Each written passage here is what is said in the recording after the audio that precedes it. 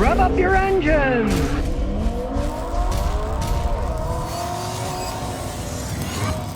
I says I got 2020 Ram 2500. Fuel gauge is on 1/8 of a tank. Filled it up, gauge didn't move. Said Lowe's fuel. What could be the issue? Well, it's a 2020 Dodge. You got 7,700 miles. Shows you what crap they're making. Your fuel gauge is broken. Probably the sending unit in the tank. Take it to them, get them to fix it. They can't even make something to last 7,700 miles. That shows you the lousy quality of Ram. It's a 2020 with 7,700 miles and a fuel gauge is broken already. Take it in, let them fix it for free. There's no way they can wheedle their way out of that one. It just shows what garbage Fiat Chrysler is making, even though they call them Rams now. They're still Fiat Chryslers. They can call them whatever they want. And their quality is... Crash says, I'm looking for the best luxury SUV for $16,000. It doesn't have to be totally luxury, but I like leather trim. I like in Utah and want a private seller. My budget is $16,000 for the lowest mileage possible. I've looked into Toyota RAV4 and Acura RDX. All right, Toyota RAV4s are fantastic. Get that. I would not get the Acura RDX. They are much more expensive vehicles, and they also cost more to repair as they break down. I would definitely go RAV4 with that. You might also look at the Honda CR-V. They're excellent too. I mean, then if you can find a low mileage one for that price, it's not going to be easy because they have high resale values, and it's hard to find low mileage ones because most people buy them, drive the heck out of them because they like them. That's the only problem with finding one at a reasonable price. You might start looking at Subarus because there's a lot more Subaru all-wheel drive jobs out there that you could get a better price on than you will with a Toyota or a Honda, but of course they're not going to last as long as a Toyota or a Honda either. Chase Boys 4 says, I got no one Honda Civic 5-speed. I took it to Meineke and I told them fifth gear wouldn't engage, it would just pop into neutral. One of the techs said, and they said fifth gear was burnt out, and they said I need a clutch kit, but they didn't give me an estimate. All right, well, stay away from Meineke. Meineke's the muffler shop. Don't go there for transmission work. Hondas, if it pops out of fifth gear, it means that your transmission fifth gear is worn out. You don't need a clutch. You need fifth gear replaced. You got to strip the transmission. Hardly anybody does that anymore. And I'm sure the guys at Meineke could not do that. Most guys, I just tell them, drive it and there's a 4-speed. Don't use fifth gear. If you don't use fifth gear, it won't wear any further, and I've had customers drive them years that way. Because if it keeps popping out, eventually, if you keep putting it in and it pops out, it could break fifth gear, and if the pieces break, the transmission shot. So I would just drive it as a 4-speed. But if you don't want to fix it, your best bet is to just go to a salvage yard and buy a used transmission. Because I don't know anybody that rebuilds those Honda Civic 5-speeds. They're so complex inside that people just go out and get used ones and leave it at that. But like I say, I've had customers drive those 5-speeds. They only use the first 4, and they don't use fifth anymore, and they still go for years that way. And the only thing is you get a little bit worse gas mileage on the highway. Longcoff Mass says, hey everybody, does my 2008 Honda Element require valve adjustments? Well, yes, of course it does. Hondas are still using kind of backdated technology. Their valves, the rocker arms that open and close them on the cams, have a threaded rod with 2 nuts on it. You loosen the nuts and then you adjust it for each one. But even a 4-cylinder engine's got 16 valves you got to adjust. Most cars these days have hydraulic lifters you never need to adjust. Or take a lot of the Toyotas, they have stainless steel shims on the cams, and theoretically they're supposed to be adjusted, but I've seen them with 350,000 miles and they were never touched. And since they're stainless steel shims, if you change your oil a lot, they don't wear much. And I've seen where they're still going perfectly fine. My Celica's 240,000 miles on it. The valves have never been adjusted, and just for kicks last year I checked them and they were still within specifications after all that mileage. So it really is a better design than what Honda. So I would advise adjusting your valves at least every 80,000-90,000 miles on that Honda. Most guys are going to charge around $300 or so price around in your area. Or learn how to do it yourself. It's not rocket science. I got video on how to adjust valves on your car. Scotty, watch it on YouTube. You can do it yourself if you want. CK Cramerica says, I got a melted fuse. My 2013 F-150, the fuse pump fuse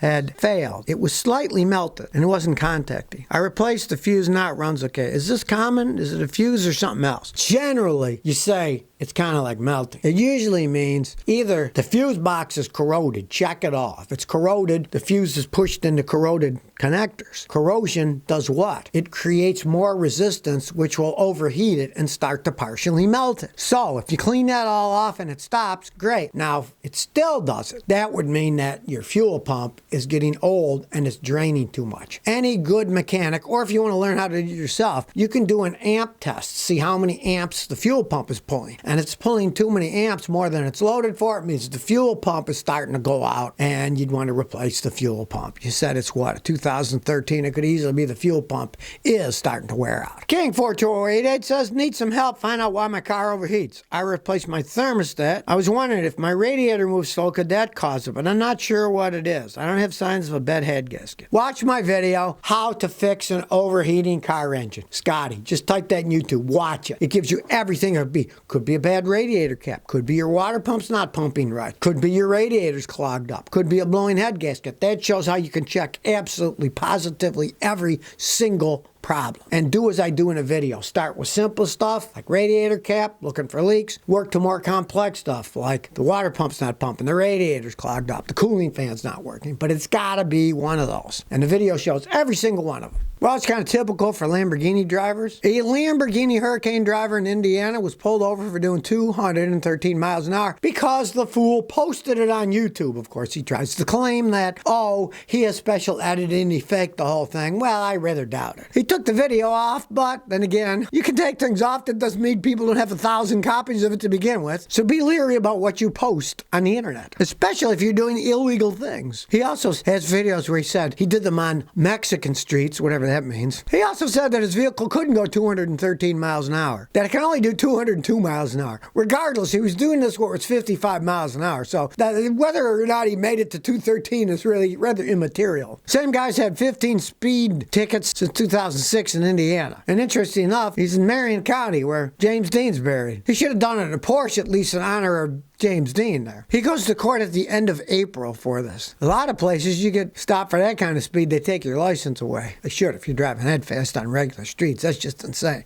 You want to do that? Go to a racetrack, buddy. Go to a racetrack. Utulico 2 says, I have a Suzuki Swift with 223,000 kilometers. The oxygen sensor shows negative values, like minus 0.045 millivolts. Because of that, I have a minus 20% long-term fuel trim. I tried cleaning the MAF sensor. The MAF sensor is doing about 1.6 grams per second. What do you think is the problem? You think it's a bad oxygen sensor? Oxygen sensors just report on what's happening. And it's going negative, odds are, because your vehicle's running too rich. And from my experience with those Suzukis, odds are you got either a leaking fuel pressure regulator or leaking fuel injectors that are dripping too much fuel into the engine. That thing's got like 140,000 miles on it. You said 223,000 kilometers. They generally will just wear out and not operate correctly because your MAF sensor data is pretty good. What I would do first would be, what the heck, watch my video, how to clean fuel injectors without removal. Just watch it on YouTube